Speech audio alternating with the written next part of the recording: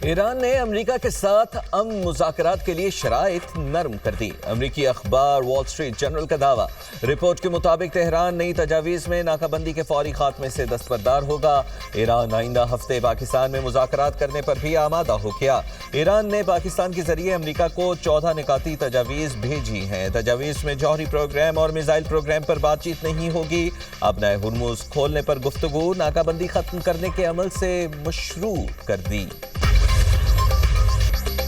امریکی صدر Donald Trump کا ایران کی نئی تجاویز پر عدم اطمینان کا اظہار۔ کہتے ہیں ایران ایسی چیزیں مانگ رہا ہے جن سے مجھے اتفاق نہیں، صورتحال پر خوش نہیں، چاہتے ہیں ایران کے پاس ایٹمی ہتھیار نہ ہو۔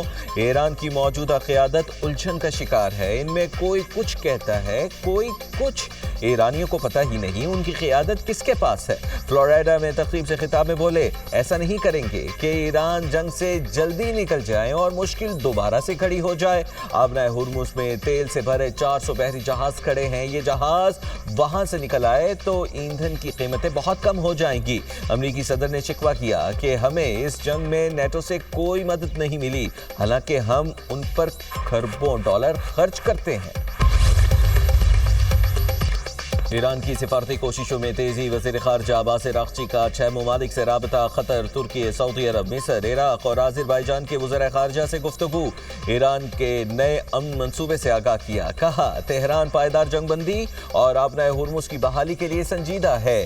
کشیدگی میں کمی کے لیے امریکی مطالبات میں لچک ضروری ہے۔ اپنے بیان میں کہا ایران امریکہ کے ساتھ سفارتکاری کے لیے تیار ہے۔ واشنگٹن کو اپنی دھمکی آمیز زبان اور توسیع پسندانہ پالیسی ترک کرنا ہوگی۔ نیتن یاہو کا کھیل امریکہ کو 100 ارب ڈالر کے نقصان پہنچا چکے، جبکہ پینٹاگون جھوٹ بول رہا ہے۔ ایران جنگ کی لاگت بتائی گئی رقم سے 4 گنا زیادہ ہے۔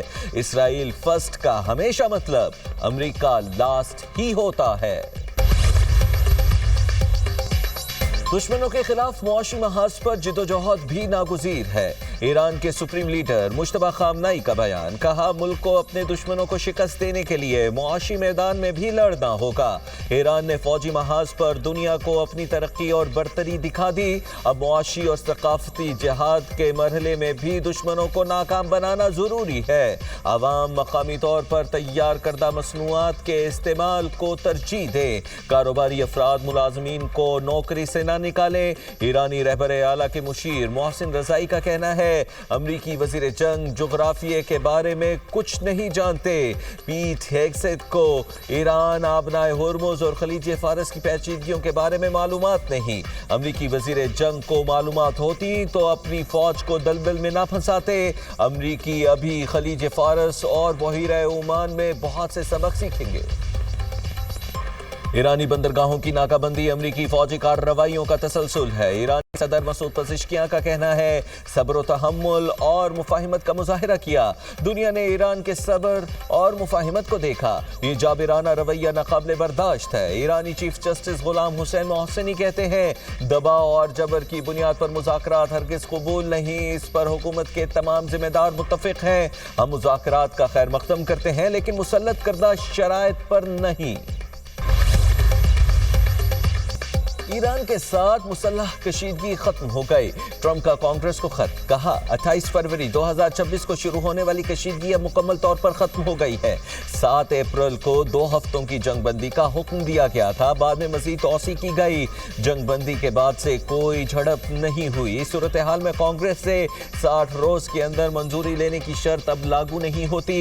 آپریشن ایپک فیوری امریکی مفادات کے تحفظ کے لیے کیا گیا۔ خط اسپیکر کانگریس مائک جانسن اور سینٹ کے صدر چک گراسلی کو ارسال کیا گیا۔ امریکہ کے ساتھ جنگ دوبارہ شروع ہو سکتی ہے۔ خاتم الانبیاء ہیڈ کوارٹرز کے مطابق شواہد سے ظاہر ہوتا ہے امریکہ کسی معاہدے یا یقین دہانی پر قائم نہیں ہے۔ واشنگٹن سے بیانات زیادہ تر میڈیا کو متاثر کرنے کے لیے دیے جا رہے ہیں۔ امریکہ تیل کی قیمتوں کو گرنے سے بچانے کی کوشش کر رہا ہے، اپنی پالیسیوں کی ناکامی چھپا رہا ہے۔ مسلح افواج کسی بھی نئی جارحیت سے نمٹنے کے لیے تیار ہیں۔ امریکہ کو ایران کے خلاف کسی بھی بے وقفانہ مہم جوئی سے باز رہنا چاہیے۔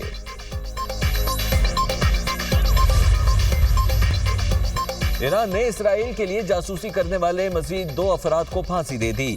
دونوں افراد حساس معلومات غیر ملکی خفیہ ایجنسی کو فراہم کر رہے تھے۔ ایرانی میڈیا کے مطابق ایک جاسوس نیتنز جوہری تنصیب کے قریب سے معلومات اکٹھی کر رہا تھا، دوسرا سرکاری اور مذہبی شخصیات اور اہم مقامات کی جاسوسی کر رہا تھا۔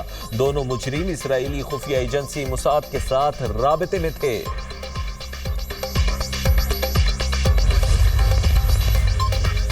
آبنائے ہرمز پر امریکی ناکہ بندی سے ایران کو $4.8 ارب کا نقصان ہوا۔ امریکی خبر رساں ادارے ایکسیوس کی رپورٹ میں انکشاف۔ رپورٹ میں پینٹاگون حکام کے حوالے سے بتایا گیا، امریکی فوج نے اب تک ایران کا تیل اور دیگر سامان لے جانے والے 40 سے زائد بحری جہازوں کا رخ موڑ دیا ہے۔ 31 آئل ٹینکرز خلیج میں پھنسے ہوئے ہیں، جن میں تقریباً 5 کروڑ 30 لاکھ بیرل تیل موجود ہے۔ ایران کے 2 جہازوں کو تحویل میں بھی لیا جا چکا ہے۔ ذرائع کے مطابق زمینی ذخیرہ گاہوں کی گنجائش ختم ہونے کے باعث ایران کو مشکلات کا سامنا ہے۔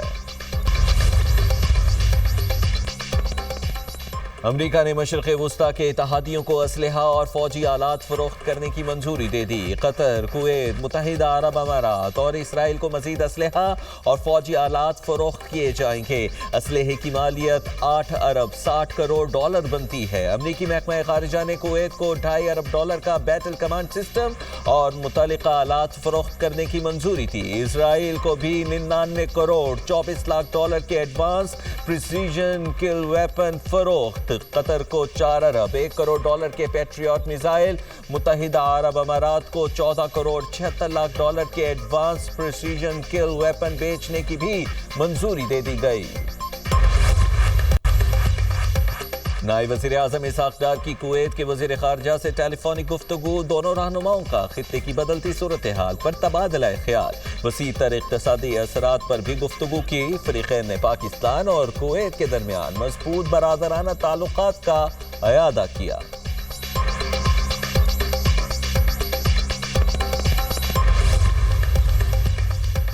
دنیا میں سفارتی اور عسکری سطح پر پاکستان کا ایک مقام ہے۔ مشرقی سرحد کے اس پار تنہائی، ناکامی اور رسوائی ہے اور اس کے سوا کچھ نہیں۔ وفاقی وزیر اطلاعات عطا اللہ تارڑ کا مارکہ حق کی تقریب سے خطاب، کہا پاکستان دنیا میں چمک رہا ہے اور مشرقی سرحد کی دوسری طرف تاریکی ہے۔ مارکہ حق میں کامیابی سے پاکستان دنیا میں امن کا علمبردار بن کر ابھرا۔ بیانیے کی جنگ میں پاکستان نے بتایا، ہم امن پسند ہیں، ہم نے بھارتی پائلٹ کو گرفتار کیا اور چائے پلا کر واپس بھیج دیا۔ پاکستان نے پہلگام واقعے پر شواہد مانگے تو بھارت کے پاس کچھ نہیں تھا۔ پاکستان میں دہشت گردی میں ملوث کلبھوشن یادو کو رنگے ہاتھوں پکڑا گیا۔ بھارت کینیڈا میں سکھوں کے قتل کی وارداتوں میں ملوث ہے۔ مارکہ حق میں بھارت کو شکست کا سامنا کرنا پڑا۔ دنیا پاکستان کی عسکری اور سیاسی قیادت کی سفارتکاری کی معترف ہے۔ وزیر اعظم کے مشیر رانا ثناء اللہ کا کہنا ہے، پاکستان جلد سفارتی کاوشوں میں کامیاب ہوگا۔ امید ہے جلد آبنائے ہرمز کی ناکہ بندی ختم ہو جائے گی۔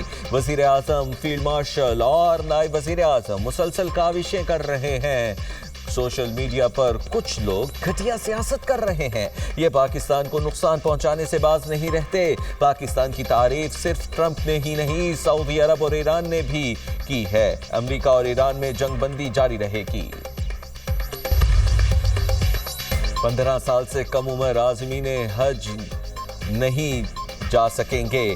سعودی عرب نے حج کے لیے عمر کی نئی پابندی نافذ کر دی۔ پاکستان ایئرپورٹس اتھارٹی کے مطابق کل سے 15 سال سے کم عمر عازمین کو حج پروازوں میں سفر کی اجازت نہیں ہوگی۔ 15 سال سے کم عمر عازمین کے حج کے ویزے منسوخ قرار۔ ایئرپورٹس کو کم عمر عازمین کو پرواز میں سوار ہونے سے روکنے کی ہدایت۔